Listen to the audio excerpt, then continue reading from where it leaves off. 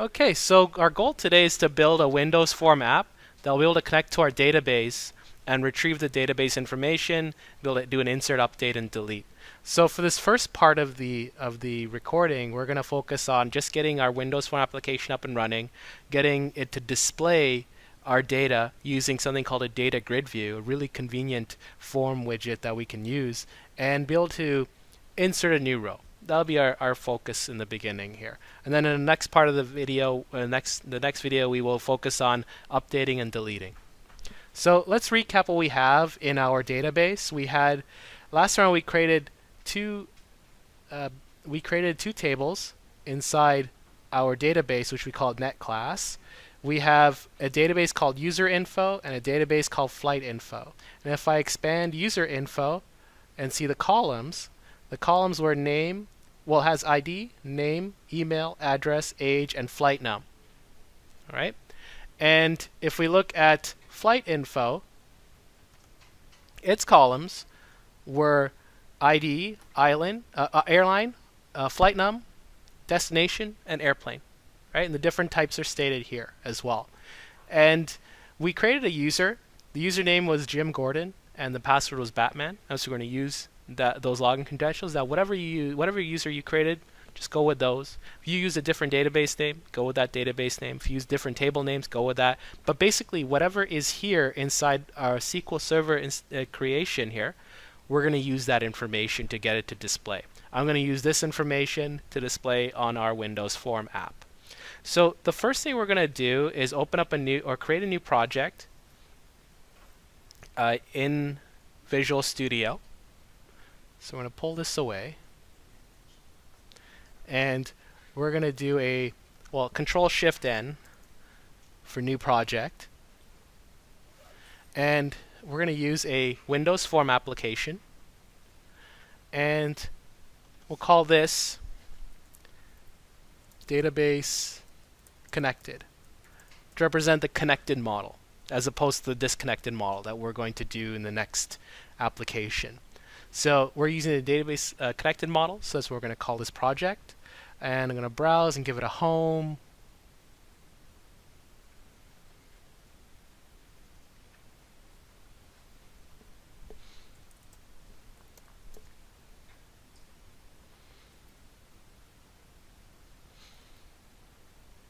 And it'll create a new project for us, and it'll give us an empty form.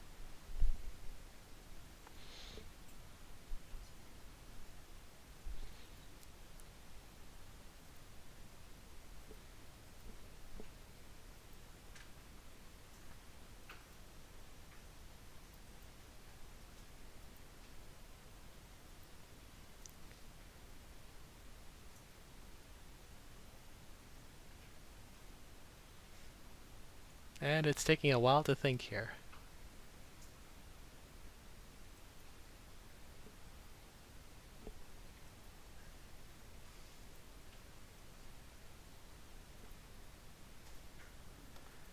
All right, so what we're going to do is we're going to expand our Windows form. We're going to stretch it out. For some reason, it's put it on the extreme right, which I've never seen before, but I can work with it. I'm just going to try and stretch it out to be bigger, because we're going to be housing a lot of information. Now, what we want to do is look back at our database. We're gonna play around with the flight table. So it had airline, flight number, destination. It had the aircraft type. And what we're going to do is we're going to focus on just getting that to work first.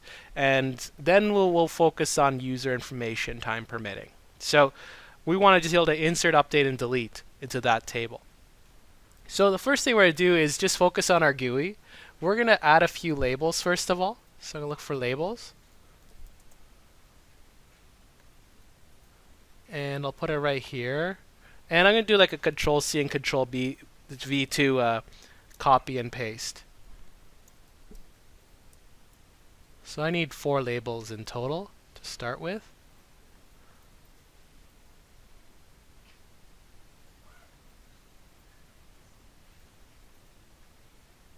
All right, a bit higher. And for these labels, these are just static labels, so I don't care about the ID. I just want to change the text.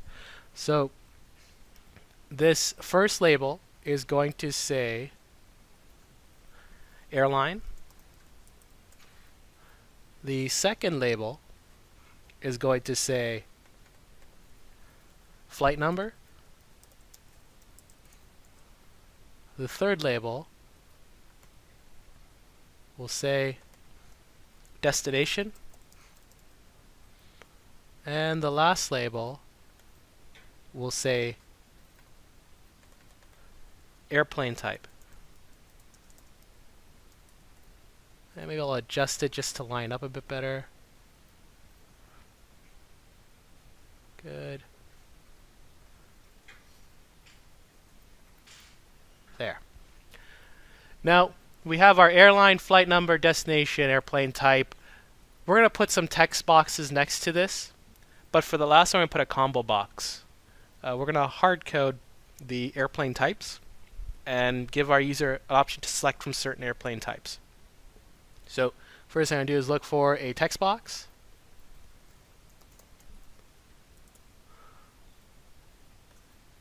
I'm going to drag them over, do a copy paste, so Control C, Control V. One more. Put that there. Make sure it lines up nicely. There we go. And I'll throw out a combo box before I start labeling things. So I'm going to put a combo box out. I'm going to put this right here. Right, maybe I'll stretch these out to line up a bit nicer.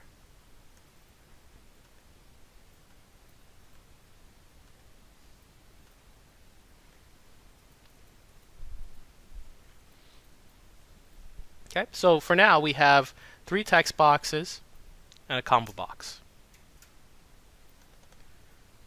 So now what we're going to do is we're going to finish off this entire GUI. I'm going to take one more combo box and do a Control C and Control V. And I'm going to put it about here. Stretch it out a bit. Alright. And I want to add 3 buttons. So I'm going to grab some buttons.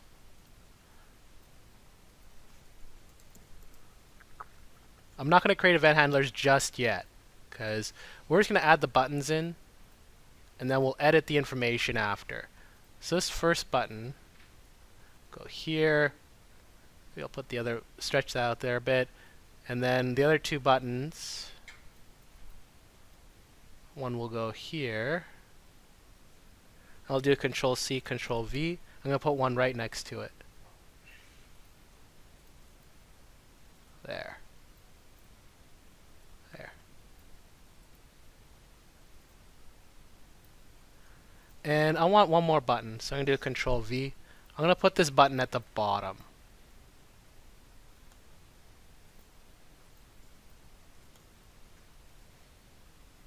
Okay. Now, let's configure everything here. I left open space here on purpose because there's a reason for that. We're going to come back to this open space in a minute. But let's look upon everything we have added so far and configure it properly. So this text box, we'll start with this. This text box is called, for me, text box 1. I'm going to call it TB Airline. Okay. The next one, we'll call it TB Flight Num.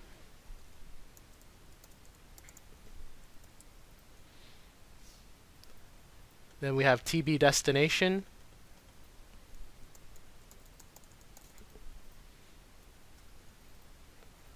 And this combo box it's by default called combo box 1. We're going to call it CMB Airplane.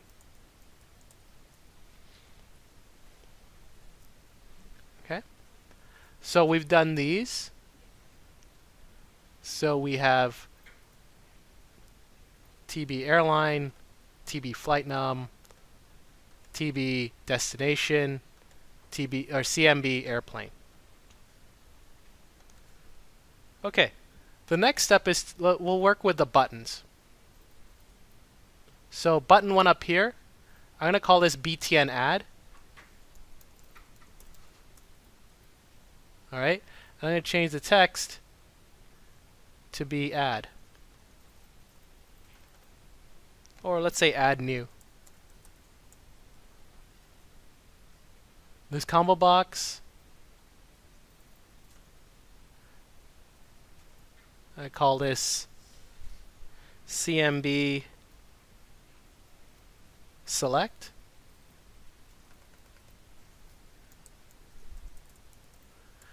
We're calling this select because we're going to use this to update and delete.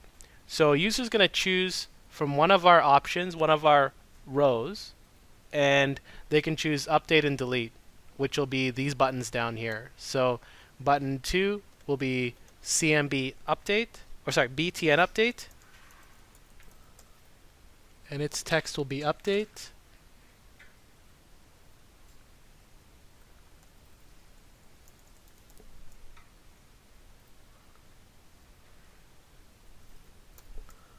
And we'll have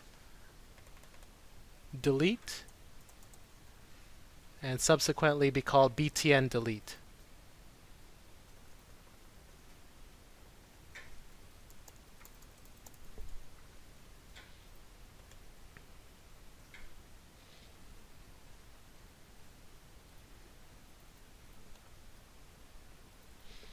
All right. And this button down here, button 4, we'll call it BTN refresh. And the text will just be refresh.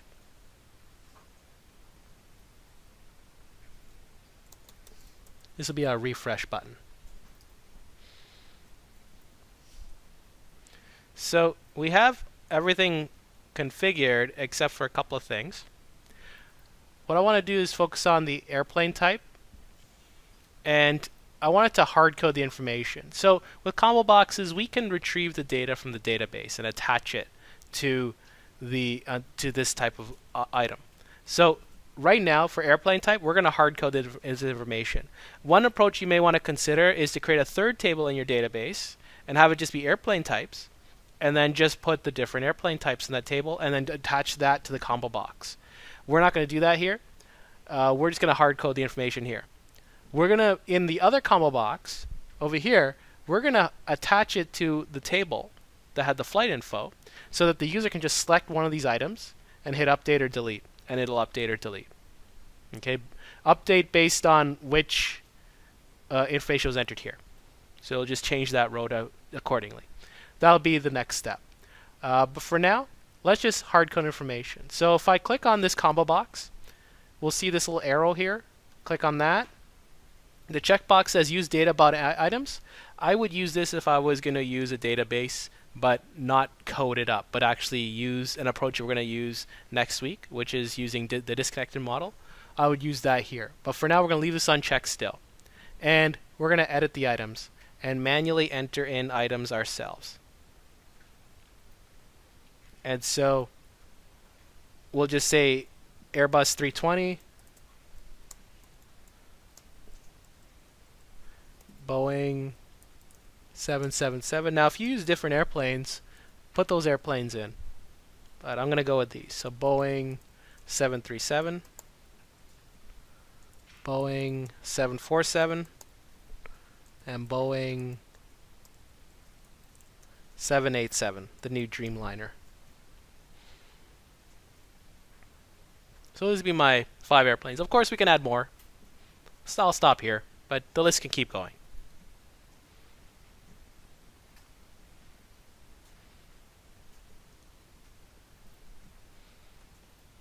Alright, so those are my airplanes. Alright, so once we have our combo box configured, you can even do a little bit of a run just to verify that what's there.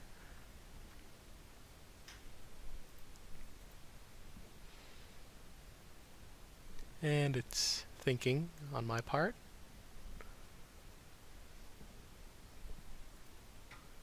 Still thinking. There we go. It's spinning. And there it is. So I'm going to bring it over. But we have our empty form. Our drop-down has all of our information. Right? So we have this. Okay, so we have something to work with. Now, I said that I left this space open on purpose, right? Because I want to use a special object that'll allow me to display information from a table. It's called a data grid view. When you get to the ASP world, it's called a grid view, but we call it a data grid view here. So I'm going to close this up and go back to my form. And under the toolbox, I'm going to search for data grid view once the computer has stopped spinning its circle. There we go. So I'm going to search for data grid view, and there it is. I'm going to bring it over and place it and maybe move it over and fit it a bit nicer. So I'm going to stretch it out there. And you'll notice it has this same arrow in the corner, right?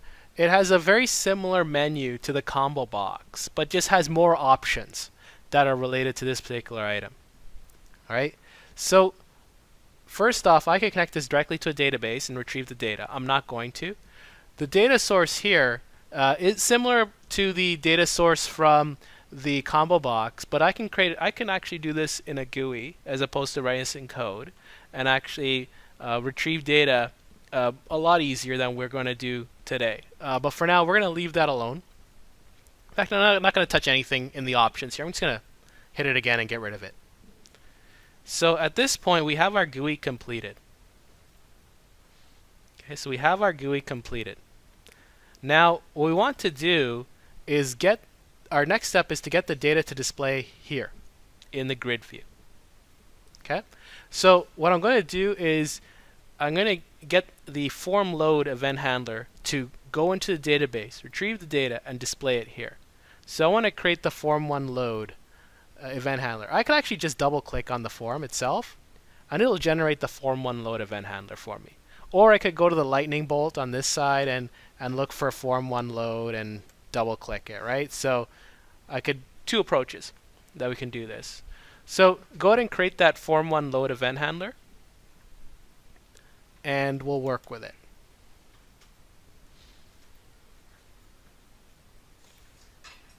Okay, so what we're going to do now is I'm going to expand this first of all so it's easier to read. We're going to write the code that we need to get the data to display. First thing we have to do is bring in ADO.NET. So what we're going to do here is go to the top, and under using, we're going to say using system.data.sql client. So system.data.sql client. It brings in system.data, but it doesn't bring in system.data.sql client, which is what we need, so that we can actually work with our database with that happens to be a SQL Server database. Now, the next step we're going to do will require us to know our login credentials. Okay? So in form1 load, we're going to start off by instantiating a SQL Connection object. The SQL Connection object handles the physical connection to the database itself, wherever it is in the world. Right? It could be local, it could be halfway across the world. So we're going to say SQL Connection. I'm going to call it con is equal to new SQL Connection. Now, in the constructor, I could right away specify the login credentials. But because it's a long string, I'm going to do it on multiple lines. So I'm just going to instantiate with an empty constructor. Now, the next part is to specify the login credentials of the database server. So we should do this inside settings.settings, but we'll just do it here. And we'll say con.connection string is equal to, and open up a string. So first thing to do is specify the server. So we're going to say server equals, and we need to specify what the server is. Okay? The best bet if it's a local installation is to just pull out SQL Management Studio. So I'm going to pull it back out, and I'm going to click on this icon here to disconnect. right? It's a couple over from the word connect over here. And I'm going to click on connect, which is actually this icon over here. And it'll bring up my connection window, right? So for server equals, I need to take whatever is here. In my case, it's just local in round brackets. In your case, it could be local / SQL Express. It could be your computer name / SQL Express. If it's a database halfway across the world, it could be 52.11.xyz.abc, whatever the IP address is, right? So whatever you use here to log into that database is what's going to go in there. So for me, it's local in round brackets. So that's why I bring this up. So I'm going to hit cancel. I'm going to exit out of this or pull this away. But I'm going to say local for my example here on my computer. Whatever you have, use it. Okay?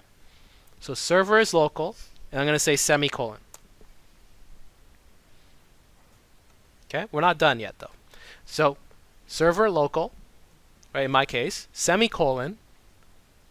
I'm going to say space, database equals, and your database name. Mine's called net class.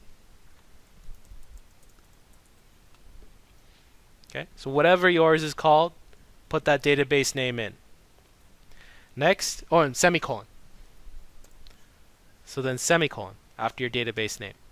Next, your username. So I'm going to say user equals, and whatever your username is, whatever that username you created was. So I'm going to say user equals Jim Gordon, in my case. And password for me was Batman.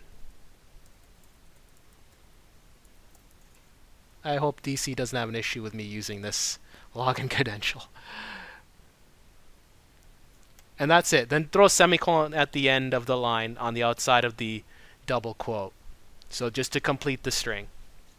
Because in the end it still is a string.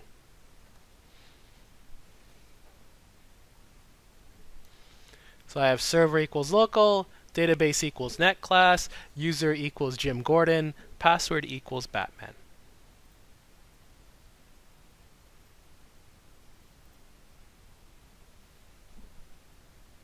Okay, that's my connection string. Now, quite often, if your application fails and it doesn't display data, chances are you may have misspelled something here, or here, or here, or here. Okay? It's entirely possible. It's just a string that's going to be sent to the database to log in. So we'll cross that bridge when we get there, but for now, we're going to work with what's here. Okay? Now, so we have our login credentials. We're going to go ahead and create a command object so we can execute a query. So we're going to say SQL command. I'm going to call it CMD is equal to con.createCommand. It's going to do the instantiation. It'll handle the configurations behind the scenes. It'll do everything for us to get this command object ready.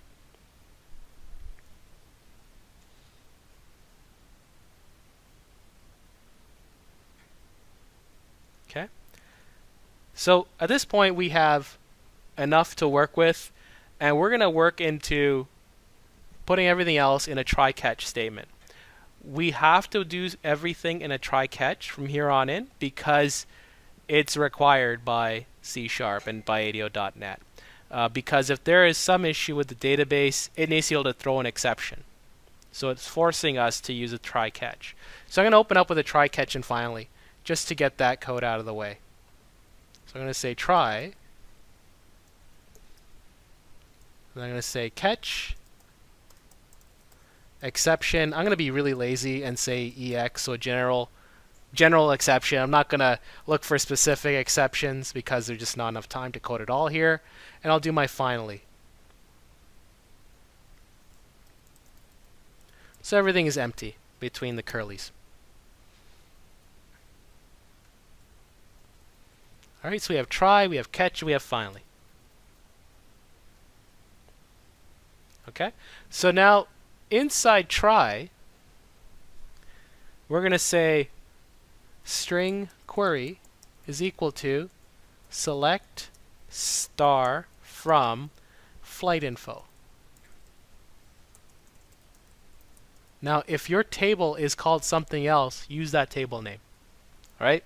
So if you called it flights, use flights. If you called it something else, use that table name. So in my case, my table is called flight info, so I'm using the flight info table. Okay? So select star from flight info. Now I'm going to put this string inside the command text property. So I'm going to say cmd.command text is equal to query. All right? So I got my query there. And then I'm going to go ahead and open the connection. A lot of times, if you had an issue with this connection string up here, this command is going to fail. So con.open will throw an exception.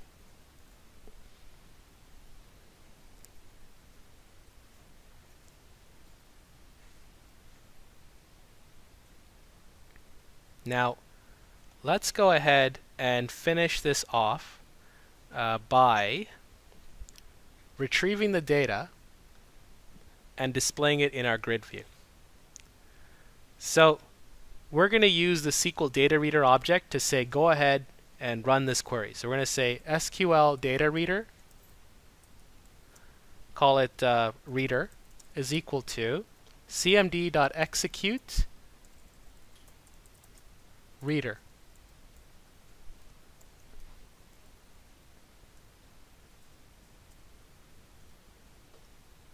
At this point, it has executed the select. It's gone in, it's retrieved the data, and it's sending it back. Okay? Now, if there was a screw up with our query, then we'll hit an exception here at this line of code, and we'll have to handle it accordingly. Now, assuming that everything worked great, we need to take the data. It's been retrieved. It's inside the reader object. We have to convert it into something that we can work with. All right? Now, we want it to display in the data grid view. Okay? So we need to take it and convert it to an object that the data grid view can read. So we need to use an object called data table. So we're going to say data table.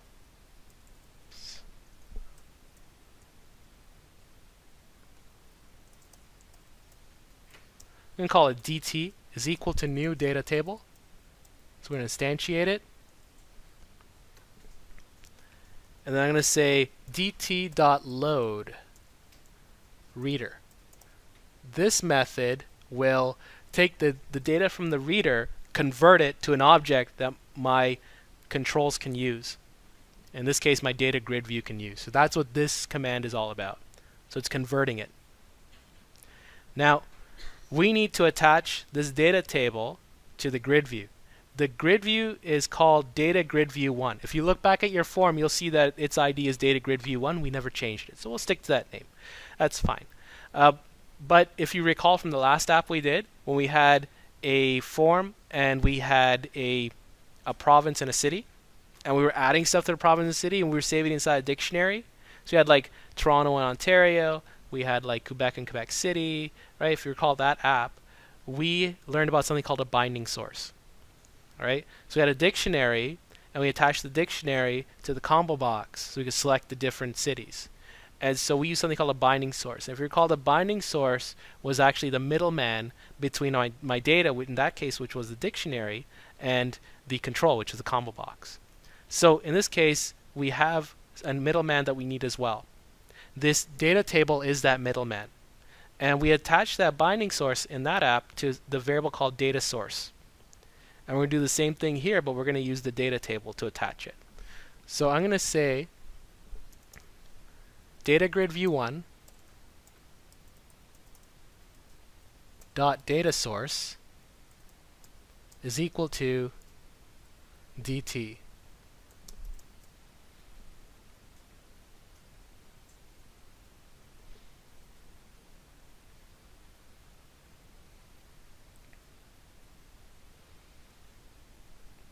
And then I'm done with it, so I can say reader.close.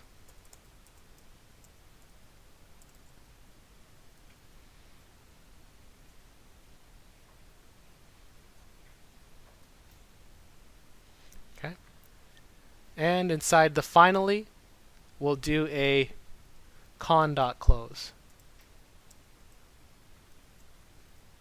and above it we'll do a cmd.dispose just to do our cleanups.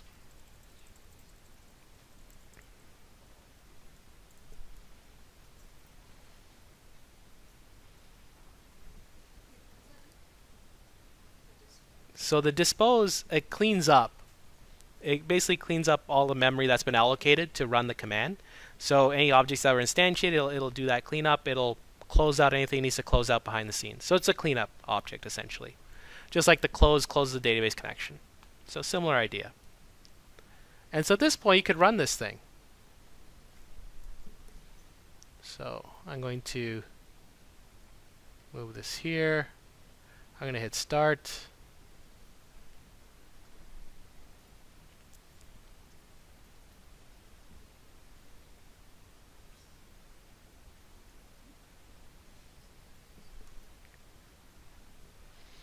And you should see something like this. Basically, the rows of data you entered before should display very easily here.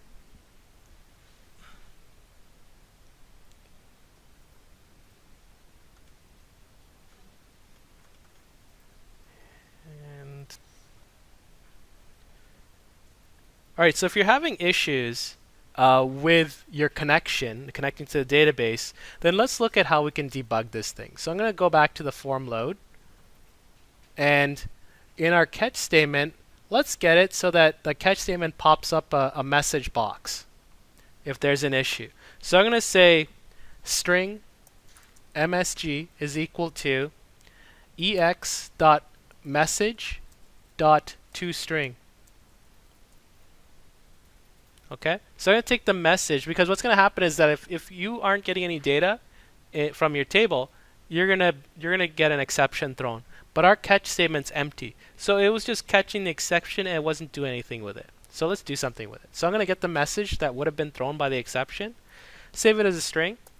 I'll do another string caption equals error. All right, so the word error. And I'll just do a simple message box. So message box dot show and msg caption, and we'll just do a simple OK button. So message box buttons dot OK, comma message box icon dot error. All right, so I'll put this on separate lines.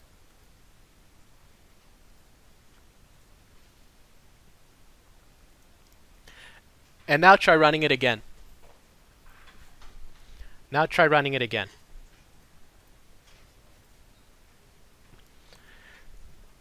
Okay, so let's take that and let's run it. Now in my case, it'll just load the form because I don't have any errors.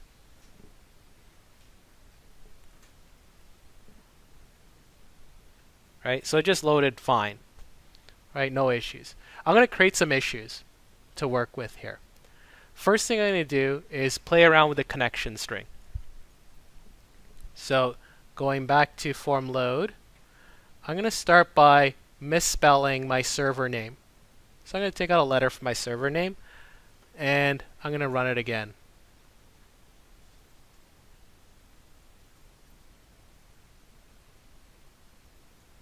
Just put it right there. And if I run it again, I should get the following error.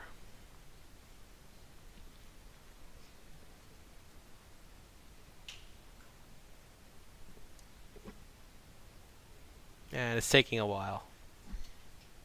Especially when there's an issue with the database, it takes a while for anything to pop up because it's trying to connect. So you may have gotten this error message if you misspelled the database name.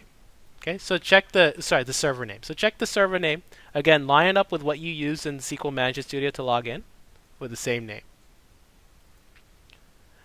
Now, I'm going to fix my server name. So Control Z, undo that. I'm going to misspell the database name. And let's run it again.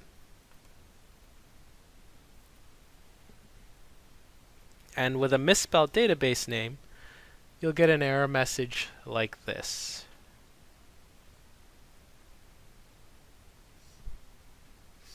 So again, it's thinking because there's an issue there. So this is what will come up. Cannot open database any class requested by login. The login failed. Login failed for user Jim Gordon. So that's what will pop up when you have a misspelled database.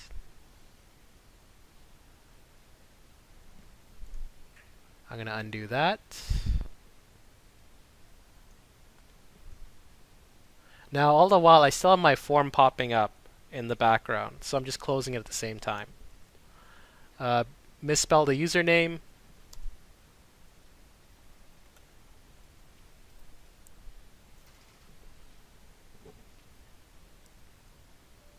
Right? It'll say login failed for user Jim Gordon. Okay? Now, there's a number of different issues that can come up. Like if I misspell password, it'll say, again, login failed. It could be that maybe there was something wrong with the query. So let me screw up the query for a sec. So let's try misspelling the table name. But this message box should help you debug the issue. Okay? If you're getting that very first issue we had with, network specific instance, then, you need to check to see if you enabled mixed mode authentication in SQL Server and restart the server. In this case, I've got login failed. Oh, because I didn't fix the Jim Gordon username before.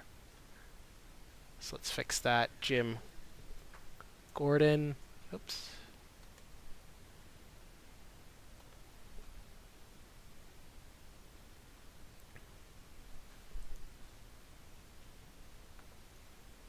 So now if I misspell the table name, it says here, invalid object name, right? So I misspelled my table. So check your table, check your query at that point. But a number of different possible issues can pop up. But at least this message box will help you along the lines to getting your issue solved. So I'm going to put everything back the way it is, and we'll continue from here. Okay, so at this point we have the ability now to read data from our database and display it in our table. So now what we want to do is, looking back, we had a ComboBox that we were supposed to use. So if I run this one more time just to show what I'm talking about, we had a ComboBox that we were going to use for updating and deleting, right? So over here we have this ComboBox, and our purpose of this ComboBox over here is so when I select one of these items here, I can hit update or delete and it'll do that. Okay, so let's get this ComboBox configured. It's really easy to do because we got this configured. It's only a few extra lines of code to getting this configured now. We'll use form load again. So going back to this load method and scrolling up to our try statement. Right here, just before reader.close and under datagrid view1.dataSource equals DT, we're going to add some code to configure the ComboBox. All the heavy lifting's been done. So all we have to do now is just take what we've reaped from retrieving from the select and actually go in and populate the ComboBox. So under datagrid view1.dataSource, we're going to say cmb.select or cmd-select dot display member.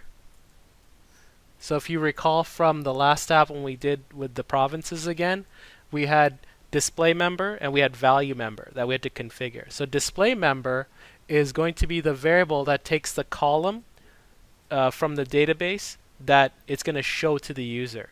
So display member, I have to pick one of the columns here. I could pick airline. We have to pick something that's unique. I think and ID is not necessarily the best one to pick because the user doesn't see ID. I think the best thing to pick for display member would be, we could choose airline, but the problem with airline is that we run into this issue of having multiple airlines that we could choose from for the same, that could have multiple flights for the same airline. And so we'll just have like 4 or 5 Air Canadas and not know which one we're selecting. So we want to use flight number, exactly. So here we're going to use flight num. Now if you called your column something different, you got to be careful with that and use that name accordingly.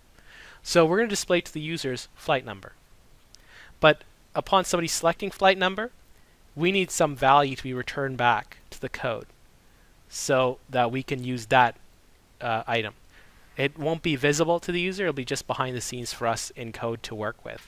And the best thing to use is the ID of the row, because we're going to do like a delete from table where ID equals some number. So we want to retrieve that number. We're going to use this other property to house that number. So we're going to say CMB select dot value member is equal to ID. So we've configured the ComboBox, but we haven't provided a data source yet. So all we're going to do is just say CMB select dot data source equals DT. So same line as above with data grid view 1.data source. And you can run this now one more time.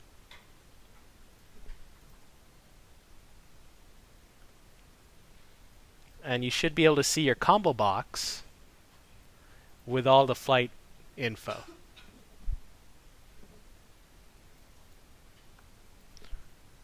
So I'll put this here. And so you can see here your flight numbers are over here. And I can choose any of the flight numbers. And I can just hit update and delete. But we haven't configured update and delete yet. But eventually we'll get to that point where we want to configure that. Okay. So now we've essentially got our table visible.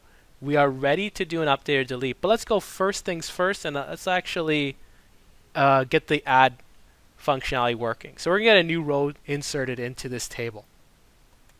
So the first thing we need to do is create an event handler. First thing we do is create an event handler. I'm going to double click on add new. Create my btn add click. Now if I'm going to do an insert, we're going to run through a few lines of code that are very similar to what we wrote in the form 1 load. All right. Now maybe we want to put this stuff in a separate method. Maybe not. It depends on what we're doing. But there are some lines of code we could actually move somewhere else. So let's look back at form 1 load. I'm going to start with the first 3 lines of code. And here we have SQL Connection con equals new SQL Connection. We could move this to be a class variable. We're going to call it a few times. Then we could say con.connection string. We could maybe create a class variable again, but just like as a string, and then maybe set that here. So let's reduce some of the work first of all. And maybe we can declare SQL command above as well. So I'm going to take this first one, I'm going to cut it, and I'm going to paste it above. In fact, let's go full screen so we can see this a bit better.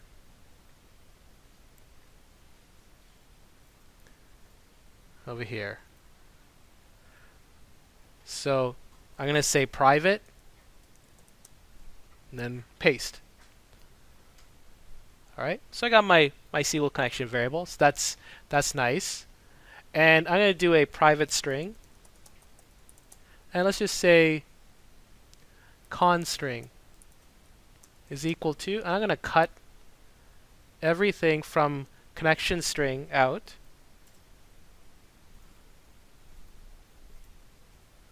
And paste it above. So it's there. Okay? And then I'm just going to say con.connection string is equal to con string. Because I'm going to reuse this code. Right? I'm going to reuse this code. So I don't want to have to type this out over again. And actually, SQL command, let's turn this into a class variable as well. So I'm going to say private SQL command CMD. And then down here, I'm just going to say CMD is equal to con.create command. All right, so let's reduce some of the headache that we have to deal with all the time. All right, so these are my class variables. Now I could go a step further. I can really simplify a lot of this code because there's a lot of common code here. But I'm gonna stick to just this. This is good enough for what we're working on here. Now I want to focus on that insert. I want to get that information inserted. So now let's go ahead and do this. All right, I'm going to leave my form 1 load. I could run this just to double check everything's going to work. In fact, we can do that just in case. Maybe we missed something. Everything seems to be working perfectly fine. All right, so changes I made, they're still working fine.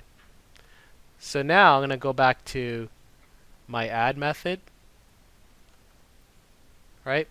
And I'm going to actually use these variables. So now let's go to btn add click.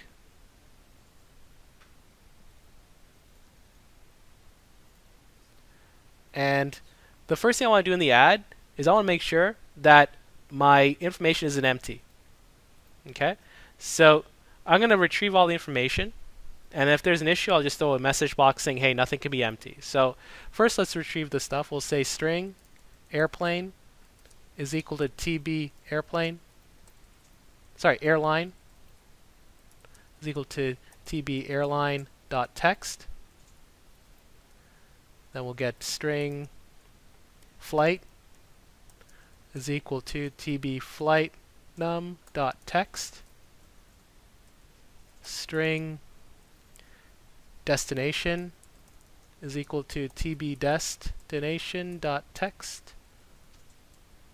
And finally, I want to get the airplane number.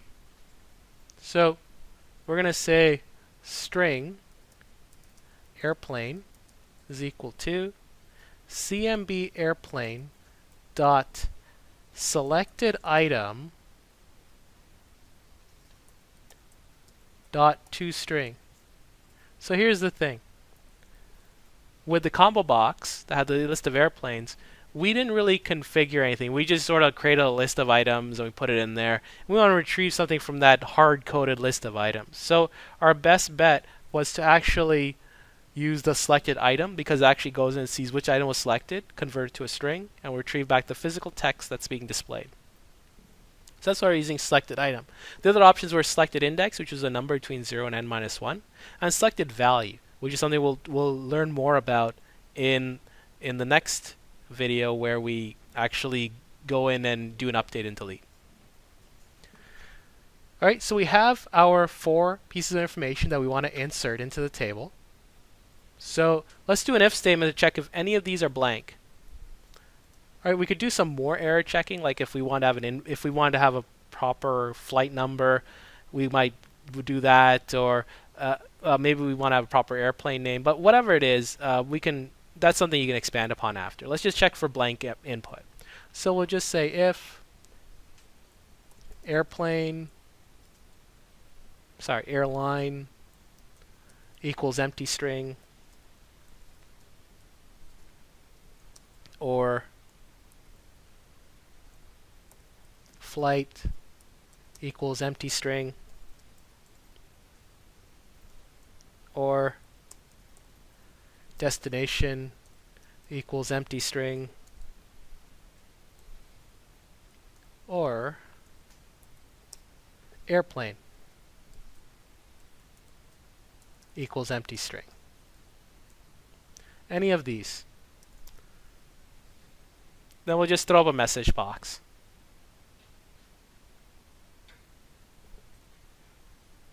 So then we'll just do string MSG, no text box can be empty.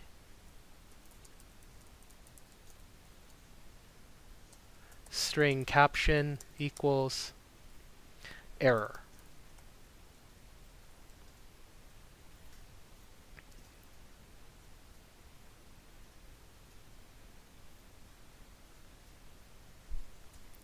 And we'll do a message box.show. And we'll just say MSG caption a message box buttons.ok message box icon.error.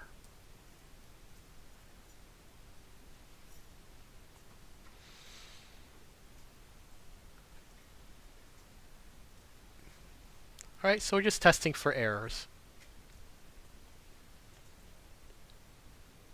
Now, otherwise, it's safe to say that we have no invalid input. So we can use an else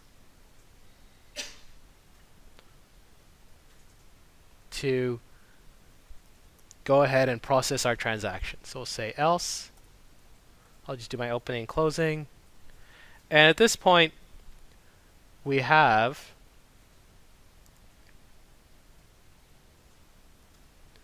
our SQL Connection object declared as a class variable, so we don't have to redeclare it here. We can just go ahead and set our connection string. So we'll just say con.connection string, which should still be set from the form load, but we'll just set it again anyway. Equal to constring. We may not have to set this again. We may not need to even set this. Like, you could probably comment this line out at the end of this and verify, but we should be okay. But we'll do it anyway, just to be sure. And then we'll say cmd.create command. Or sorry, cmd is equal to con.create command. All right, so we're refreshing the command object here. And we'll do a try catch. And finally, so I'm just going to create those. So I'm going to say try, and I'll do my catch, exception EX, and finally.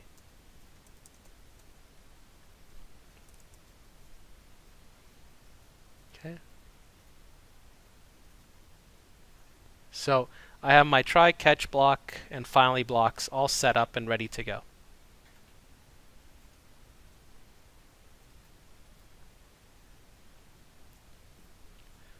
So what I want to do is I want to create my query.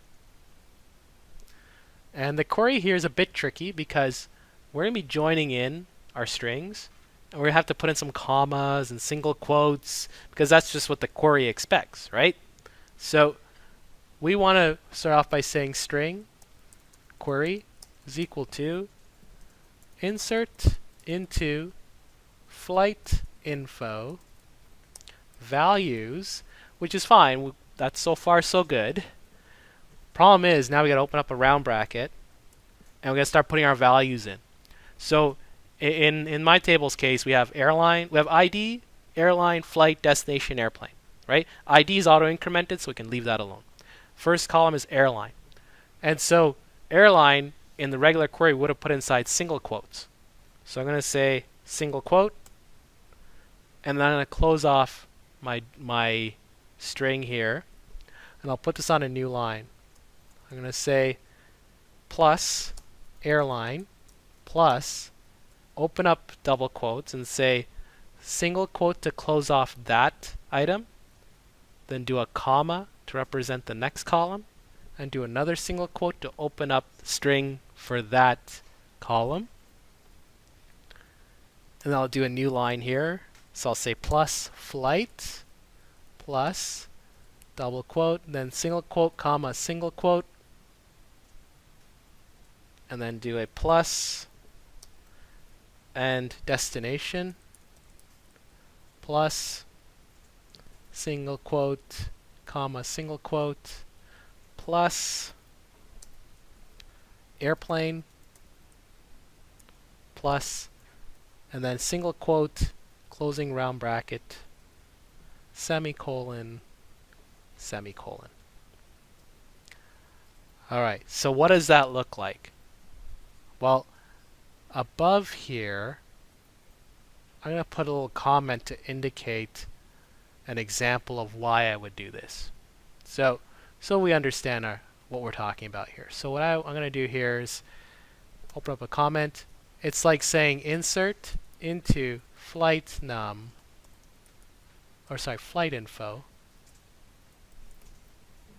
And we'll say values, opening, and I'll make up something like my airline, comma, my flight, and I'm going to go comma, and I'm going to go on a new line here and say my destination, my airplane. That's what the query looks like. And so that is this. You gotta be very careful with the single quotes, you gotta be very careful with the commas. Anywhere this can go wrong. There's a lot that can go wrong here. And we're gonna see that thrown in an exception when we run this thing.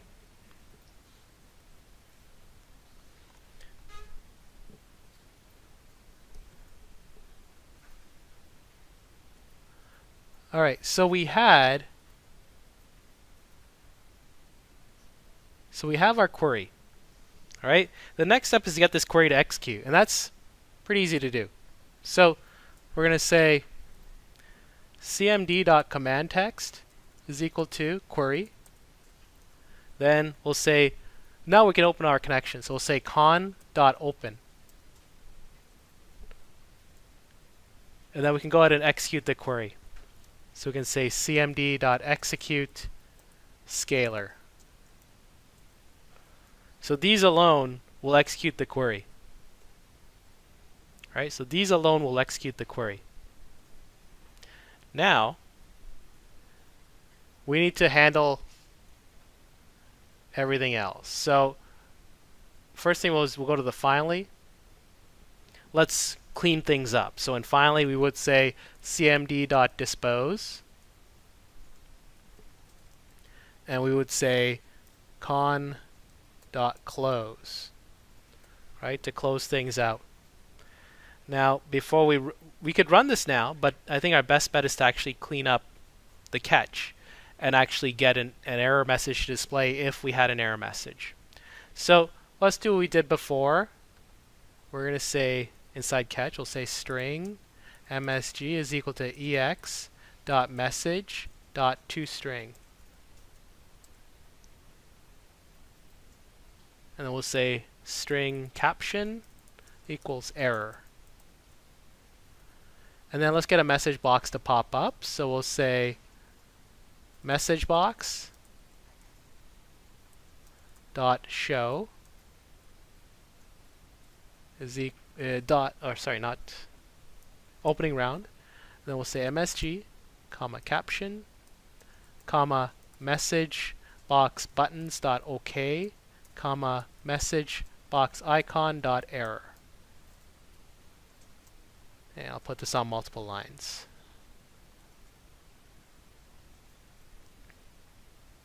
Now we can save this and run this.